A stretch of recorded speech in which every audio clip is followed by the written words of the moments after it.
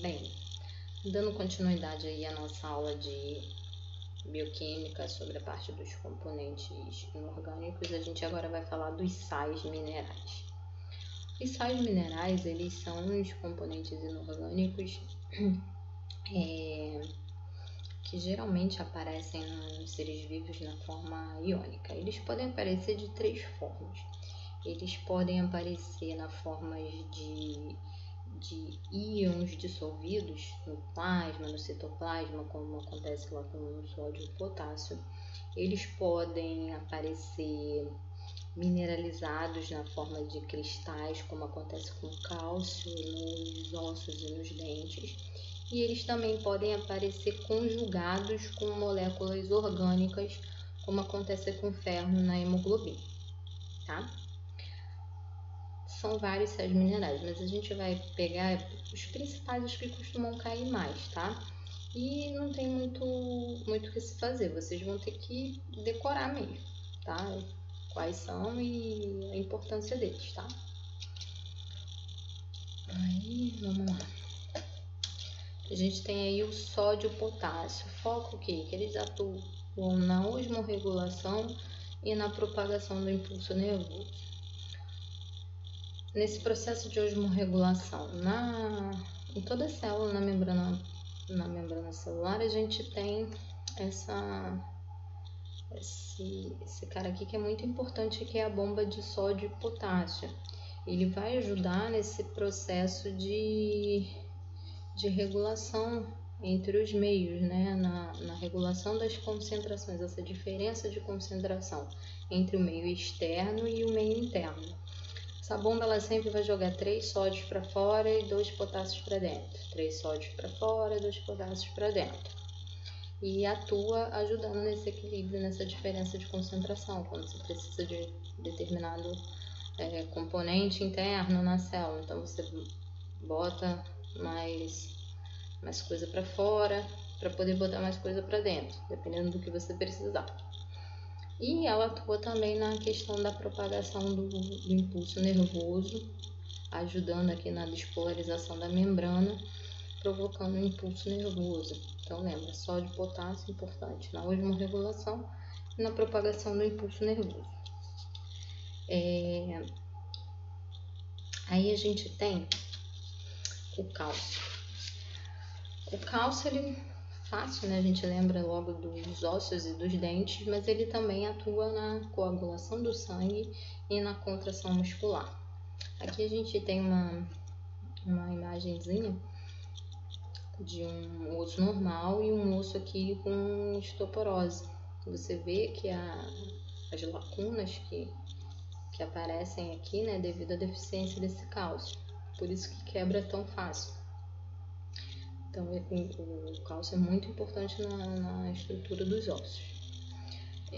No músculo, a liberação das reservas de cálcio aqui no músculo vai propiciar que a proteína, a quitina e a miosina, elas interajam e são elas que ajudam nesse processo de contração muscular.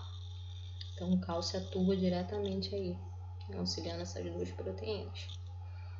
E no processo de coagulação do sangue, o cálcio vai atuar junto com a enzima, a tromboplastina, que ela vai converter a protombina em trombina, que vai converter o fibrinogênio em fios de fibrina. Esses fios vão formar uma espécie de rede que vão ali reter as células do sangue, plasma, formando um coágulo, tá? E aqui tem um quadrinho com algumas fontes de cálcio.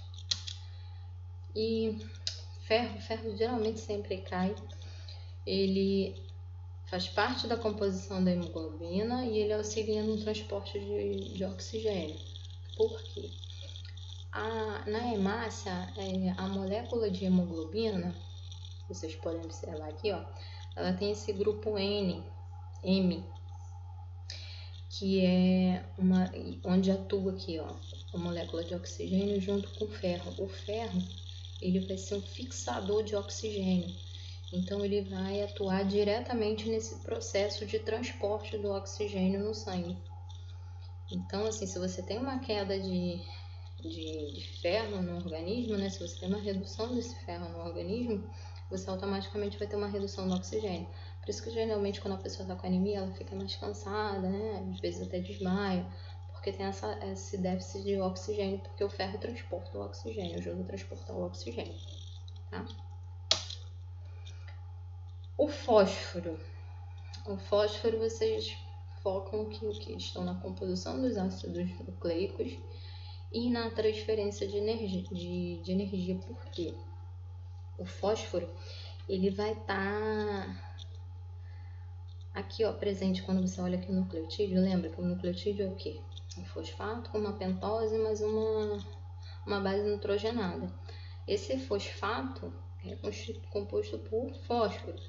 E o fósforo está presente na nossa maior moeda de troca energética, que é o que? O ATP, adenosina trifosfato, ou seja, grupo fosfato composto com fósforo aqui, ó, você tem 3 grupos fosfato, você tem um fósforozinho aqui, então ela é extremamente importante nessa estrutura do ATP, da nossa maior moeda energética, e principalmente nos nossos nucleotídeos.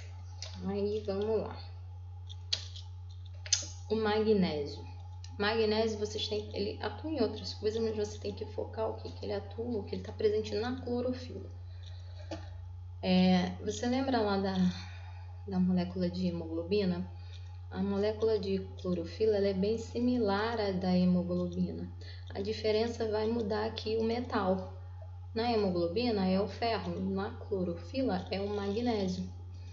Então, esse magnésio aqui, ele vai ser extremamente importante no processo de fotossíntese. Se você não tem magnésio, você não tem clorofila, você não tem fotossíntese. Então, ele é muito importante no processo de fotossíntese, tá? O ferro ele vai ser o fixador de oxigênio e o magnésio ele vai ser fundamental na fotossíntese, na formação de açúcares, proteínas, lipídios, vitaminas, entendeu? Então, o magnésio é muito importante no processo de fotossíntese. E nós temos também o iodo. O iodo está presente nos principais hormônios da tireoide, que é o T3 e o T4. T3, triiodotironina. T4, tetraiodotironina. Eles ajudam a controlar a taxa de oxidação da célula em crescimento. Eles auxiliam no aumento do metabolismo. Quando você tem uma queda desse iodo, você tem uma diminuição, você tem o que a gente chama de hipotireoidismo, que é uma queda nesse iodo, que aí dá aquele famoso bócio, né? Por isso que a Organização Mundial da Saúde até instruiu para que se colocasse o iodo no sal de cozinha. Então, ele atua diretamente nessa disfunção aqui da tireoide. E a gente tem o cloro. O cloro, ele é o principal íon negativo que a gente tem e ele atua direto na formação do ácido clorídrico do estômago. Ele que vai ajudar o estômago a ter esse pH mais ácido, que é um pH ótimo para a atuação das enzimas estomacais. E a gente encontra ele mais associado realmente ao sal de cozinha. E ele vai ajudar no equilíbrio dos líquidos no organismo. Tanto que se você tiver um excesso de sódio, você acaba tendo uma concentração maior de água e isso vai causar o quê? Um aumento da pressão arterial. Então, se quer alguma questão sobre aumento da pressão arterial, você já pensa logo no aumento aqui do sal, tá? Concentração de sal. E até a próxima aula. Na próxima aula a gente vai entrar na parte dos componentes orgânicos, que aí já é mais extenso um pouquinho, tá bom?